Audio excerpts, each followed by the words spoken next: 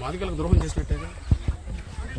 బాధిత కుటుంబానికి 101 రోజు గడిచినా కూడా రాలే, కనీసం పరామర్శించలే.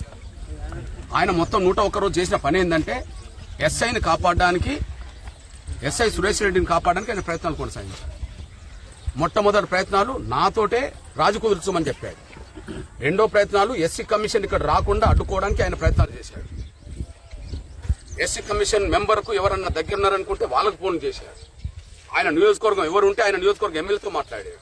అదని చెప్పమానండి, నాతో మాట్లాడలేదని చెప్పమానండి, లేదా ఎస్సీ కమిషన్ తో మాట్లాడలేదా చెప్పమానండి. ఎస్సీ కమిషన్ కు దగ్గర ఉండబడే, మెంబర్ కు దగ్గర ఉండబడే ఆ స్థానిక ఎమ్మెల్యేతో మాట్లాడలేదు, ఆయన సొంత నియోజకవర్గం సంబంధించిన ఎమ్మెల్యేతో మాట్లాడలేదని చెప్పమానండి. ఇప్పటికైనా ప్రయత్నాలు చేస్తలేడో చెప్పమానండి. మాదిగ జాతి ఓట్ల మీద గెలిచి మాదిగ బిడ్డలు చంపిన వాళ్ళను తన సొంత కులస్తుని కాపాడుకుంటారా? అసలు సిఐ ఎట్లా సస్పెండ్ అవుతాడు? SI, CI, DSP, SI Reddy, DSP Reddy, station పరిధిలో ఎస్ఐ బాధ్యుడు. మొన్న ఎస్సీ కమిషన్ అన్నది కదా, ఒక స్టేషన్ బాధ్యుడు ఎస్ఐ అవుతాడు కానీ సిఐ ఎట్లా అవుతాడని చెప్పి. సిఐ బాధ్యుడు అయితే డిఎస్పీ కూడా బాధ్యుడు అవుతాడు. కానీ ఎస్ఐ రెడ్డిని సస్పెండ్ చేయరు, డిఎస్పీ రెడ్డిని సస్పెండ్ చేయరు, ఒక బీసీని మాత్రం సస్పెండ్ చేస్తారా?